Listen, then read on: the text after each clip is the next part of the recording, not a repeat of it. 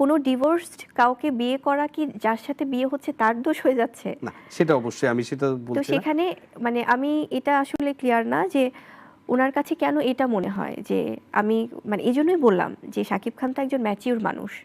ওনাকে তো কেউ কোনো কিছু মানে আছে না যে হয়তো হিপনোটাইজ করে নিয়ে আসা, কারণ আজকে আমাদের সম্পর্কটা অলমোস্ট আমাদের চেনা জানাই 9-10 বছর শাকিব খানের সাথে আমার।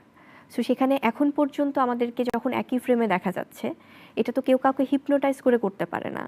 এটা তো তোমার কি সম্ভব মনে না। হয় তুমি যখনই ধরো সাকিবের সাথে যে তাজমহলের কিছু স্টিল পিকচার দিচ্ছিলে, খুবই সুন্দর এবং এগুলো খুব রেয়ার, কারণ মানে সাকিবের সাথে যে কারো এক ধরনের ছবি আর তাজমহলের যে ছবিগুলো তুমি পোস্ট, আমি নিশ্চিত যে তোমার কাছে আরো অনেক ছবি আছে যেগুলো তুমি পোস্ট করছো না, সাথে সাথে দেখা যায় সোশ্যাল মিডিয়া এক ধরনের তুমুল একটা ঝড় উঠে যায় এবং কিছু তোমার সমর্থকরা খুব খুশি হয়, আবার দেখা যাচ্ছে নেটিজেন